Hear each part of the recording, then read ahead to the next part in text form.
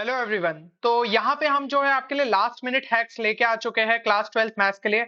I know थोड़ा सा जो है यहाँ पे लेट हो गया है, पर जैसा कि हम आपके लिए फिजिक्स के लिए लेके आए, ये हैक्स केमिस्ट्री के लिए लेके आए और स्टूडेंट्स को काफी ज्यादा फायदा भी हुआ। तो सेम जो है हम यहाँ पे आपके लिए मैथ्स के लिए ले आए हैं और हमारा टारगेट यही है कि किसी भी हालत में जो है स्टूडेंट को यहाँ पे पास कराना है। तो यहाँ पे ये जो हैक्स है ये आपको लॉजिकल ट्रिक्स टाइप से जो है एक्ट करेंगे और आपके पेपर में जैसे कि एमसीक्यूज रहते वहां पे स्पेशली आपको जो है मार्क्स यहाँ पे कटेंगे नहीं। और एक चीज जो है मैं आपको यहाँ पे बता दूं, जैसा कि यार बोर्ड्स में आप देख रहे हो कि कितनी लॉजिकल ट्रिक्स जो है आपके यहाँ पे अप्लाई हो जाती है, तो सिमिलर ट्रिक्स जो है हम यहाँ पे जेई पिटसेट वीआईटी ट्रिपल ई जैसे एग्जाम्स के लिए भी आपके लिए लेके आते हैं और वो टाइप के वीडियोस हमारे मेन चैनल पे जो है आपके लिए डलते रहते हैं। तो अगर आपने जो है इस चैनल को अभी तक सब्सक्राइब नहीं किया तो जरूर से कर लीजिएगा, क्योंकि जिस तरीके से यहाँ पे आपको हेल्पफुल कंटेंट मिल रहा है वहां पे भी मिलेगा। तो बोर्ड्स के बाद तो यार हमारा टारगेट यही होना चाहिए कि एक अच्छे कॉलेज में जो है एडमिशन पाए, तो ये चैनल आपको बहुत ज्यादा हेल्प कर सकता है।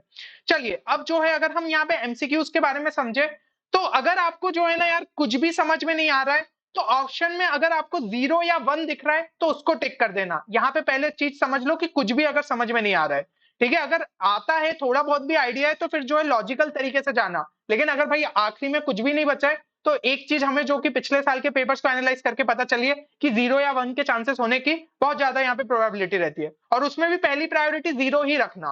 ठीक है, और देखो 1 आपका जो है वैसे तो अगर ऑप्शन में दिया है तो फिर 1 के लिए चेक करना, नहीं तो कहीं पे मैट्रिक्स अगर देके रखी है तो आइडेंटिटी मैट्रिक्स का भी एक तरीके से मतलब 1 ही होता है मैट्रिक्स के टर्म्स में। तो यहाँ पे जो है फिर आइडेंटिटी मैट्रिक्स के साथ चले जाना। 2x2 के लिए बात करूं तो कुछ इस तरीके से आइडेंटिटी मैट्रिक्स आपकी दिखती है। अब देखो यहाँ पे जो है ना मैं आपको क्या करने वाला हूँ, 20 क्वेश्चन आते हैं आपके टोटल एमसीक्यू और असर्शन रीजनिंग वाले मिला के क्वेश्चन। तो उसमें से 10 तो भाई हम सिर्फ स्मार्टनेस और प्राइमरी क्लासेस का जो नॉलेज होता है, मतलब अपन 10th तक जो चीजें पढ़ते हैं उसके बेसिस पे ही उसे सॉल्व कर लेते हैं। तो अभी मैं आपको जो है दिखाने वाला हूँ और यही आपको ट्राई करना है कि कल जो है अवेयर रहो और इस टाइप से अगर क्वेश्चन दिखते हैं तो उसको जरूर से सॉल्व कर लेना। बाकी 4 से 5 डायरेक्ट फॉर्मूला बेस्ड थे, तो यार फॉर्मूला बेस्ड तो मैंने आपको जो है यहाँ पे फॉर्मूलास ऑलरेडी टेलीग्राम चैनल पे अपलोड कर दिए थे, उनमें से ही डायरेक्ट फॉर्मूला लगा के आप इन क्वेश्चंस को सॉल्व कर सकते थे। तो सोने से पहले जो है इन फॉर्मूलेस को जरूर से यहाँ पे रिवाइज कर लेना, ताकि आप जो है अगर इस टाइप का क्वेश्चन आता है तो आप उसे गलत नहीं करें। चलिए तो पहला क्वेश्चन अगर हम यहाँ पे देखें स्क्रीन पे, तो देखो भाई ये क्वेश्चन जो है हमने क्या करे, सारे आपके अभी के जो सैंपल पेपर रिलीज हुआ था सीबीएसई के द्वारा उसी से जो है आपके सारे क्वेश्चंस उठाए। ये सैंपल पेपर भी जो है मैं अभी फिर अपलोड करवा दूंगा, आप वहां से भी चेक कर सकते हो। तो इसी टाइप के जो है क्वेश्चंस हम कल भी एक्सपेक्ट कर सकते हैं। तो अब ये पहला क्वेश्चन अगर हम देखें तो इसके अंदर क्या देके रखा है, एक स्क्वायर मैट्रिक्स जो है आपके यहाँ पे डिफाइंड है, उसके एलिमेंट उन्होंने बोले ए आई जे। ये आपका 1 है जब आई नॉट इक्वल टू जे है और 0 है जब आई इक्वल टू जे है। तो ये आई और जे का मतलब तो पता होगा, आई जो है आपका इस तरीके से जैसे ए आई जे यहाँ पे लिखा हुआ है, तो आई जो है आपका रो वाली वैल्यू को दर्शाएगा और जे वाला जो है कॉलम का। यानी कि अगर मैं A12 लिखता हूं तो इसका मतलब क्या हुआ, फर्स्ट रो का सेकंड कॉलम का जो एलिमेंट है ना, इस तरीके से। तो ऐसे करके अपन यहाँ पे अगर एक मैट्रिक्स जो है फॉर्म कर ले इसी तरीके से, आई नॉट इक्वल टू जे यानी कि ये वाली वैल्यूज, तो वो आपकी कौन सी हो गई, 1 हो गई और यहाँ भी 1 हो गई, और आई इक्वल टू जे यानी कि ये वाली वैल्यूज, ठीक है ना, ये जो डायगोनल के साइड आ रही है, तो इनको अपन सिंपली 0 पुट कर दिया। अब क्या बोला था, ए स्क्वायर की वैल्यू निकालनी थी, तो इनको सिंपली जो है यहाँ पे मल्टीप्लाई करना था और हम जो है यहाँ पे आंसर निकाल लेते, है ना, ए इंटू एम मल्टीप्लाई करना था। तो भाई सिंपल सा क्वेश्चन था, इस क्वेश्चन में तो मतलब कोई स्टूडेंट को यहाँ पे गलत करना ही नहीं था। तो यहाँ पे सिंपल सा अगर हम जो है मैट्रिक्स मल्टीप्लाई करते तो फाइनल आंसर ऑप्शन डी आ जाता। और फिर मैंने एक चीज करी थी कि आपको बोला था अभी शुरू में ही कि यहाँ पे अगर मान लो क्वेश्चन नहीं बन रहा है तो कम से कम आइडेंटिटी मैट्रिक्स ही टिक कर देना, अगर ऑप्शन में दिया है तो उससे भी आपका सही हो जाता। तो ध्यान रखिएगा, वैसे तो यार बहुत ही सिंपल सा क्वेश्चन था और किसी का गलत नहीं होना चाहिए था। सेकंड क्वेश्चन पे अपन मूव करते, if A and B are invertible square matrices of the same order then which of the following is not correct. Not correct यहाँ पे पूछा है। मान लीजिए हमें यार समझ में ही नहीं आ रहा है ये क्या लिखा है और किस तरीके से जो है अपन सॉल्व करें, अपन को थोड़ा सा बस ये आइडिया है इनवर्स मतलब क्या होता है और बेसिक सी चीजें पता है, लेकिन ऐसे उस इनवर्स से रिलेटेड प्रॉपर्टीज या ऐसा कुछ नहीं पता है। और ये पता है कि भाई ये बार का मतलब डिटर्मिनेंट होता है, मतलब बेसिक चीजें पता है। तो कैसे इस क्वेश्चन को जो है हम यहाँ पे इजीली सॉल्व कर सकते थे, आपको यहाँ पे दिया है ए और बी जो है इन्वर्टिबल स्क्वायर मैट्रिसेस है सेम ऑर्डर की। इसका मतलब अपन ए और बी, ठीक है ना, इनको इक्वल मान लेते और इनको ना जो है आइडेंटिटी मैट्रिक्स के इक्वल मान लेते हैं। आइडेंटिटी मैट्रिक्स अपने लिए एक बेसिक सी मैट्रिक्स है 1 0 0 1, ठीक है, और इसका जो है इनवर्स भी पॉसिबल है, क्योंकि इनवर्स के लिए सिर्फ एक कंडीशन रहती है कि उसका जो डिटर्मिनेंट है that should not be equal to 0। तो भाई इस केस में नहीं होता है। तो ये सबसे सिंपल मैट्रिक्स अपन ने मान ली कि ए मैट्रिक्स भी अपन की आइडेंटिटी के इक्वल है और बी भी आइडेंटिटी के इक्वल है। अब उठा के सब ऑप्शंस में डाल दो। तो यहाँ पे पहला चेक करो, ए यहाँ पे आई है, फिर बी इनवर्स, मतलब आइडेंटिटी मैट्रिक्स का जो इनवर्स रहता है वो भी एक आइडेंटिटी मैट्रिक्स ही रहती है। तो आई इंटू आई आपका क्या हो गया, सिंपली आई रहेगा। फिर यहाँ पे डिटर्मिनेंट ऑफ ए, तो आइडेंटिटी मैट्रिक्स का भाई डिटर्मिनेंट क्या होगा, यहाँ पे 1 होगा। Determinant of B, identity matrix का डिटर्मिनेंट क्या होगा, 1 होगा, तो 1 बाय 1। और आई स्क्वायर, यानी कि आई स्क्वायर भी आपको क्या देगा, ये भी जो है आइडेंटिटी मैट्रिक्स देगा, उसका डिटर्मिनेंट क्या होता है 1। तो ऑप्शन ए तो बिल्कुल सही है। ऐसे ही सेकंड के लिए आप चेक करो, तो आई इंटू आई, आई स्क्वायर, वो भी एक आइडेंटिटी मैट्रिक्स है, उसका इनवर्स भी एक आइडेंटिटी मैट्रिक्स है, तो उसका डिटर्मिनेंट क्या हो जाएगा 1।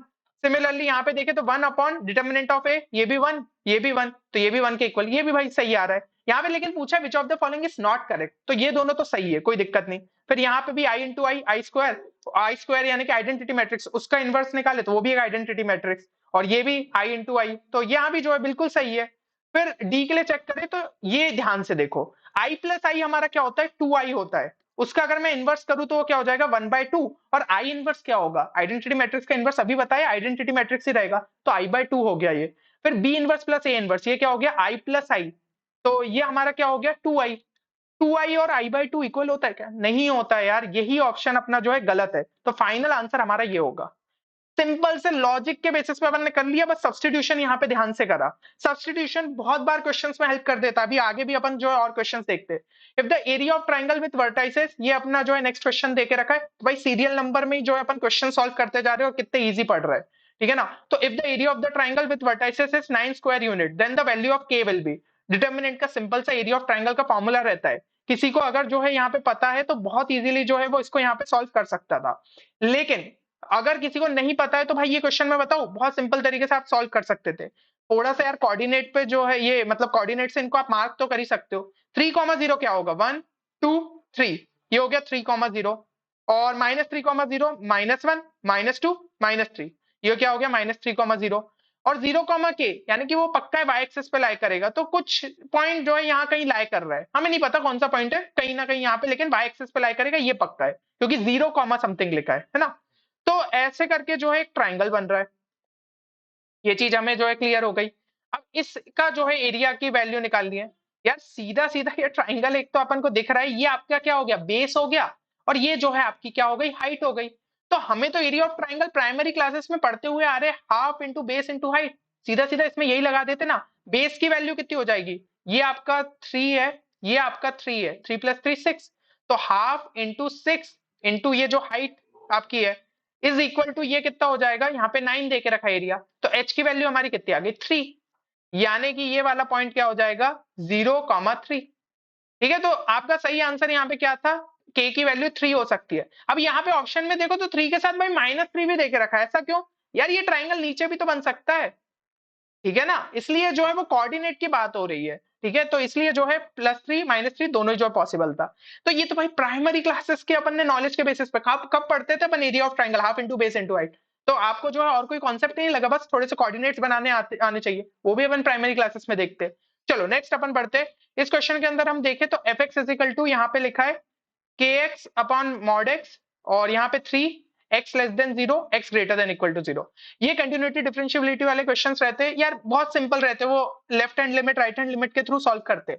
मान लो यार आपको वो नहीं आता, तो हमें ये सिर्फ पता है कि जो भी यहाँ पे 0 पे ब्रेक हो रहा है, तो 0 पे ये दोनों वैल्यू इक्वल होनी चाहिए। अब खुद सोच के देखो, x लेस देन 0 के लिए ये फंक्शन कुछ इस तरीके से डिफाइंड है, तो हम कोई एक वैल्यू मानते हैं, जैसे कि दिमाग में आई x = -1 माना, तो यहाँ पे अगर मैं -1 डालू तो क्या होगा k × -1, और मॉड्यूलस का क्या काम होता है, पॉजिटिव नंबर को तो पॉजिटिव ही देता है, नेगेटिव नंबर को भी पॉजिटिव बना देता है, तो ये क्या हो जाएगा ये भी 1, तो ये वैल्यू क्या आ गई -k। x = -2 डालो, तो ये क्या बन जाएगा k × -2 अपॉन यहाँ पे मॉड्यूलस अगर उसका लेके तो 2, ये आपकी वैल्यू कितनी हो गई अभी -k। मतलब कभी भी कोई भी अपन जो है x यहाँ पे नेगेटिव वैल्यू डाल रहे हैं वो -k ही दे रहा है, तो सीधा सीधा इसको -k ही उठा के लिख दो ना, और ये यहाँ तो वैल्यू एक कांस्टेंट है 3, इसको इक्वल कर दिया तो k = क्या आ गया -3। कोई भाई और रूल नहीं लगाया अपन ने, सिंपल सा जो है यहाँ पे लॉजिक लगाते हुए इस क्वेश्चन को सॉल्व कर दिया। नेक्स्ट बढ़ते, corner point of the bounded feasible region determined by a system of linear constraints are ये। इस तरीके से दिया है। लीनियर प्रोग्रामिंग इतना इजी चैप्टर है, उसमें आपके कहीं नंबर जाने नहीं चाहिए, ज्यादा कुछ उसमें सॉल्व करने जैसी चीज ही नहीं रहती। फिर भी मान लेता हूँ नहीं सॉल्व किया तो ये लाइन छोड़ो, आप तो अगली लाइन पढ़ो, let z is equal to P X plus Q Y where P Q are greater than 0। तो condition on P and Q such that minimum of z occurs at इस पॉइंट और इस पॉइंट पे। तो उन्होंने बोल दिया कि z का जो मिनिमम है वो 3,0 और 1,0 पे जो है अकर हो रहा है, सॉरी 1,1 पे अकर हो रहा है। तो z क्या देके रखा है, px प्लस क्यू वाई, मतलब कि ये दोनों वैल्यू जो है अपनी यहाँ पे सेटिस्फाई होनी चाहिए और इस पे ही मिनिमम अकर हो रहा है, यानी कि यहाँ पे वैल्यू जो है इक्वल हो जानी चाहिए। तो ये तो कॉमन सेंस का क्वेश्चन हो गया, इसमें कुछ सॉल्व थोड़ी करना, तो जो इन्फॉर्मेशन लिखी है वही चीज अपन को लगानी थी। तो 3,0 इसके अंदर वैल्यू डालू, x की जगह 3 डाल दिया, ये क्या हो गया 3p, q की जगह 0 डाल दिया, ये हो गया 0। और ये जो है अपनी पहली वैल्यू मिल गई z की। दूसरी क्या मिलेगी, 1,1 डालने पे p प्लस q, दोनों को जो है इक्वल कर दो। तो यहां से हमारा क्या आ जाएगा 2p इक्वल टू q, यानी कि p की वैल्यू आ गई q/2। ऑप्शन बी सही आंसर था। ये तो यार कॉमन सेंस का क्वेश्चन था, इतनी तो भाई इन्फॉर्मेशन भी कोई ज्यादा काम की नहीं थी, इतने के बेसिस पे अपन सॉल्व कर सकते थे। तो मैं वही बता रहा हूँ यार, कॉन्फिडेंस बढ़ाओ, अगर हमें जो है थोड़ी सी भी अवेयरनेस रहेंगी ना पेपर में, बहुत इजीली इस टाइप के क्वेश्चंस जो है आप यहाँ पे सॉल्व कर सकते हो। एबीसीडी एक रोम्बस है जिसकी डायगोनल्स जो है इंटरसेक्ट हो रही है ई पे, और ये वैल्यू जो है आपको फिर पूछी जा रही है कि किसके इक्वल रहेगी। तो ये भी यार सिंपल सा क्वेश्चन है, आप सोच के देखो, एबीसीडी एक रोम्बस है। रोम्बस यार प्राइमरी क्लासेस में पढ़ते हैं, क्या मतलब होता है, पैरेललोग्राम जैसा ही होता है, बस इसके अंदर चारों साइड्स जो है आपकी इक्वल रहती है। तो ए बी सी डी इस तरीके से मैंने बना दिया, और ई जो है इसकी डायगोनल्स कहाँ पे इंटरसेक्ट हो रही है, ई पे, ठीक है। तो एकदम मिड पॉइंट पे जो है यहाँ आपको दिख रहा होगा। अब बोल रहे ई ए वेक्टर कहाँ पे, इस साइड पॉइंट कर रहा होगा, ई बी इस साइड पे पॉइंट कर रहा होगा, ई सी इस साइड पे पॉइंट कर रहा होगा, ई डी इस साइड पे पॉइंट कर रहा होगा। यार ये वेक्टर इसके साथ कैंसिल हो गया, एकदम ऑपोजिट है, ये वेक्टर इसके साथ कैंसिल हो गया, तो फाइनल वैल्यू तो इक्वल टू 0 आएगी। कॉमन सेंस का क्वेश्चन अगेन यार, तो मैं वही कह रहा हूँ, बहुत सारे क्वेश्चंस तो ऐसे इजी से देखने को मिल जाएंगे, बस डरना नहीं है हमें। और जैसा कि मैंने आपको शुरू में भी ट्रिक बताई थी, अगर 0 ही दिया है और आपको कुछ भी नहीं समझ में आ रहा तो टिक करते, तो अभी आपको दिख जाता, सही आंसर हो जाता। पर बहुत ही सिंपल था, डायरेक्टली भी हम जो है सॉल्व कर सकते थे। फॉर एनी इंटीजर n, यहाँ पे वैल्यू आपसे पूछी गई है। अब देखो बोल दिया है कोई भी इंटीजर n लेना है, तो हम तो भाई एक काम करते ना, हम n की कोई वैल्यू मान लेते, लेट से 0 मान लिया, तो ये क्या हो गया -π to π e की पावर cos स्क्वायर x, और ये क्या हो गया साइन क्यूब एक्स डीएक्स। यार एक चीज याद रखना, डेफिनेट इंटीग्रल की प्रॉपर्टीज अगर आपको थोड़ा सा भी पता है, बस प्रॉपर्टी भी ढंग से पता है, तो हमें पता है -a to a अगर हम कर रहे और यहाँ पे एफ एक्स डी एक्स कर रहे, और ये एफ एक्स जो है ये अगर ऑड है तो इसकी वैल्यू क्या आती है, इक्वल टू 0। यही चीज यहाँ पे होनी थी, ध्यान से देखना, x की जगह अगर मैं -x डालूंगा तो ये क्या हो जाएगा साइन क्यूब -x, तो साइन -x क्या होता है माइनस साइन एक्स, और उसका अगर हम क्यूब करेंगे तो एक माइनस आपका बाहर आ जाएगा, ठीक है, इस तरीके से लिख सकते हो। और e की पावर cos स्क्वायर x, तो x की जगह -x भी पुट करोगे तो cos में कोई फर्क ही नहीं पड़ना, तो ये क्या हो गया e की पावर cos स्क्वायर x, है ना, इस तरीके से। तो एक माइनस जो है आपका बाहर आ रहा है, तो इसका सीधा सीधा मतलब है कि f of -x is equal to minus of F X, यानी कि एक ऑड फंक्शन है। सीधी सी बात है, ऑड फंक्शन है तो वैल्यू क्या रहेगी, 0 रहेगी इस टाइप के इंटीग्रल के लिए। तो डेफिनेट इंटीग्रल की प्रॉपर्टी यूज करिए, कितना सिंपल क्वेश्चन था। तो एमसीक्यूज में भाई ट्राई करना है फुल स्कोर कर लो। अब अगर सैंपल पेपर जैसा क्वेश्चन आ जाता है तो बहुत आराम से कर लोगे, पिछले साल के भी एमसीक्यूज उठा के देखोगे बहुत सिंपल क्वेश्चन आए थे। तो एमसीक्यूज है ही स्कोरिंग के लिए, और हमें क्या चाहिए 27-28 नंबर चाहिए भाई ढंग से पास होने के लिए, तो वो तो एमसीक्यूज से भी आप ज्यादा से ज्यादा स्कोर कर सकते हो। अब इसके अंदर आपको जो है डिटर्मिनेंट ऑफ ए निकालना है, ये आपको जो है मैट्रिक्स गिवन है, लेट से आपको कुछ भी नहीं समझ में आ रहा है, ठीक है, आपको नहीं पता सिमेट्रिक मैट्रिक्स क्या होती है, स्क्यू सिमेट्रिक क्या होती है, नहीं पता, तो फिर भी जो है आप इस क्वेश्चन को सॉल्व कर सकते हैं, नहीं तो डायरेक्ट प्रॉपर्टी के बेसिस पे जो है क्वेश्चन बहुत आराम से टिक कर सकते थे। पर अब चलो नहीं मालूम है तो डिटर्मिनेंट ऑफ ए निकालना है। यहाँ पे भाई आपको बोला x बिलोंग्स टू आपका जो है यहाँ पे रियल नंबर, तो आप जो है ना कोई वैल्यू डाल सकते हो, तो हम क्या करते भाई x की जगह 1 डाल देते ना, सिंपल सा। तो ये आपका जो है डिटर्मिनेंट क्या बन जाएगा यहाँ पे 0, यहाँ पे आपका क्या हो गया -1, ये क्या हो गया आपका यहाँ पे -1, फिर यहाँ पे क्या हो गया 1, यहाँ पे क्या हो गया आपका 0, यहाँ पे क्या हो गया -2, फिर यहाँ पे x की जगह 1 डालेंगे तो ये हो गया 1, ये हो गया आपका 2, ये हो गया 0। इस डिटर्मिनेंट को जो है सॉल्व कर लो, तो यहाँ पे अगर हम करें तो ये कितना हो जाएगा 2 माइनस ऑफ, फिर यहाँ पे 2, है ना, तो इक्वल टू क्या आ गया 0 आ गया। सिंपली ऑप्शन भी टिक कर सकते थे, और देख रहे हो 0 बार बार आ रहा है जब जब ऑप्शन में दिख रहा है। तो यही सब चीज है भाई, पिछले साल का एनालिसिस किया, इस बार के जो सैंपल क्वेश्चंस में दिख रहा है, तो हो सकता है भाई अगर कुछ नहीं समझ में आए तब 0 टिक कर देना, मैं बार बार रिपीट कर रहा हूँ। लास्ट फिर अपन जो है 11th पे चलते हैं। 11th के अंदर अब ये क्वेश्चन सॉल्व करना है। अब यहाँ पे लीनियर प्रोग्रामिंग यार सिंपल सा है, आप कर सकते हो, पर थोड़ा ध्यान से और सोचो ना तो यहाँ पे ऑप्शंस एलिमिनेट कर सकते थे। ये आपको एक इक्वेशन दिया, ये इक्वेशन दिया, आप तो ग्राफ भी नहीं देखो। अब इन इक्वेशंस पे ध्यान से देखो, अरे यार ये दोनों में तो बस साइन का फर्क आया है। एक बोला है कि x minus one greater than equal to one है, एक बोला x minus Y less than equal to one है। अरे तो इनमें से कोई एक ही पॉसिबल होगा ना, दोनों एक टाइम पे थोड़ी हो सकते हैं। समझ रहे हो? तो यहाँ पे इन दोनों में से पक्का कोई ना कोई आंसर है। अच्छा, इन्होंने यहाँ पे पूछा था कि विच of the following is not a constraint, मतलब जो सेटिस्फाई कर रहा है वो आंसर नहीं है, जो दूसरा नहीं कर रहा है सेटिस्फाई वो हमारा आंसर है। अब यहाँ पे देखे x minus Y equal to one वाली लाइन ये वाली थी आपकी, है ना, ये वाली लाइन थी। तो इसके इस साइड वाला है शेडेड एरिया, यानी कि x minus Y less than equal to one वाला जो है आपका एरिया बात हो रही है, तो ग्रेटर देन वन वाला सही आंसर हो जाएगा, है ना, क्योंकि ये जो है नॉट अ कंस्ट्रेंट है। तो सिंपल था क्वेश्चन, बहुत इजीली कर सकते थे। अच्छा, स्टूडेंट्स को इंटीग्रेशन से काफी ज्यादा डर लगता है। अब ये क्वेश्चन में इंटीग्रेशन इन्वॉल्व हो रहा था, y dx minus X D Y equal to zero, इसका जनरल आपको जो है सॉल्यूशन निकालना था। तो इसको बनाते तो dy बाई डी एक्स हमारा क्या आ जाता, ये बन जाता y बाय एक्स, सही है ना, तो y बाय एक्स बन जाता। अब यहाँ से जो है इंटीग्रेट करके अपन जो है फाइनल आंसर तक पहुंचते। मान लो आपको वो चीज नहीं आती है तो क्या करते, दूसरा इंटीग्रेशन का उल्टा क्या होता है, डिफरेंशिएशन। तो सारे ऑप्शंस को जो है अपन डिफरेंशिएट करके चेक कर लेते। अब जैसे ये है तो y इज इक्वल टू, इसको c बाय एक्स लिखा, इसको डिफरेंशिएट किया, dy by D X is equal to minus c by X square. अब यहाँ पे ध्यान से देखो c बाय एक्स जो है y है, तो ये क्या हो गया माइनस y बाय एक्स के इक्वल, लेकिन ये तो y बाय एक्स था, ये माइनस y बाय एक्स आया, तो ये ऑप्शन पॉसिबल नहीं है। अब इसके ही जैसा मतलब यार, लेकिन दिख रहा है कि माइनस साइन ही एक्स्ट्रा आया है, तो ऑप्शन इसके ही जैसा कुछ होना चाहिए। यहाँ पे पावर वावर की जरूरत नहीं है y की, तो आपको जो है सिमिलर सा ये ऑप्शन दिख रहा है, तो इसको एक बार उठा के चेक कर लो। y is equal to C X है, तो यहाँ पे dy बाई डी एक्स क्या हो जाएगा, that will be equal to c। अच्छा, c किसके इक्वल है, y बाय एक्स के, तो ये y बाय एक्स हो जाएगा। और dy बाई डी एक्स हमारा किसके इक्वल था, y बाय एक्स के इक्वल था। तो सीधा सीधा जो है हम क्या टिक कर देंगे यहाँ पे, ऑप्शन सी। इस तरीके से करना था। इंटीग्रेशन से डर लगता है तो डिफरेंशिएट करके अपन ने निकाल लिया। ऐसा और कोई क्वेश्चन भी आपको आ सकता है, इंटीग्रेशन और समथिंग जो है ऑप्शंस में देके रखा है, तो ऑप्शंस को डिफरेंशिएट कर लेना, तब जाके भी आप जो है उधर तक पहुंच सकते हो। तो याद रखना भाई, इंटीग्रेशन से डर लगता है, लेकिन कभी कभी क्वेश्चन में हम जो है दूसरा तरीका लगा के भी उसे सॉल्व कर सकते हैं। नेक्स्ट पे चलते हैं। तो यहां तक अपन ने यार एमसीक्यूज देख लिया। अब कुछ इंपॉर्टेंट टिप्स जो है मैं आपको यहाँ पे बताना चाहूंगा, जहां पे कम से कम कुछ पार्शियल मार्किंग आपको मिल जाएगी। एक चीज जो कि हमने ऑब्जर्व करी कि भाई एओडी वाले जो क्वेश्चन है, स्पेशली मैक्सिमा मिनिमा इस टाइप के जो क्वेश्चंस रहते हैं, उसके अंदर या फिर इंक्रीजिंग डिक्रीजिंग की भाई इंटरवल बताना है, आप एटलीस्ट जो फंक्शन है उसको भाई डिफरेंशिएट ही करके आ जाओ, आपको और कुछ ज्यादा नहीं आता है तो। वैसे तो इंक्रीजिंग के लिए क्या करना है, एफ डैश एक्स को बस उठा के जो है ग्रेटर देन जीरो आउटपुट करना रहता है, ठीक है, तो उसके मदद से जो है आप आगे यहाँ पे सॉल्व कर सकते हो ना, greater than equal to zero. लेकिन मान लो चलो वो स्टेप भी नहीं पता, तो कम से कम सिर्फ डिफरेंशिएट करके आ जाओ, आधा नंबर यहाँ पे जो है उसी स्टेप का था, ठीक है ना। तो पार्शियल मार्किंग का जो है फायदा उठाना सीखो। अब यहाँ पे एफ एक्स इजिकल टू ये और फाइंड द मैक्सिमम वैल्यू, तो हमें पता है कि कहीं ना कहीं डिफरेंशिएट तो करना ही पड़ेगा, उसको उठा के सिर्फ डिफरेंशिएट कर दिया, आधा नंबर आपको मिल जाता। फिर नेक्स्ट यहाँ पे देखो, इधर पे check whether the function has any critical point, सब एओडी से रिलेटेड है, तो हमें कुछ नहीं समझ में आ रहा है, इसको बस डिफरेंशिएट कर दो, यहाँ पे भी आधा या एक नंबर आपको उसी चीज का मिल जाता। तो ये सभी एक ही पेपर के क्वेश्चन है, सारे सैंपल पेपर के ही क्वेश्चन है, तो भाई कम से कम दो एक नंबर तो आपको इन्हीं सब चीजों के मिल जाते।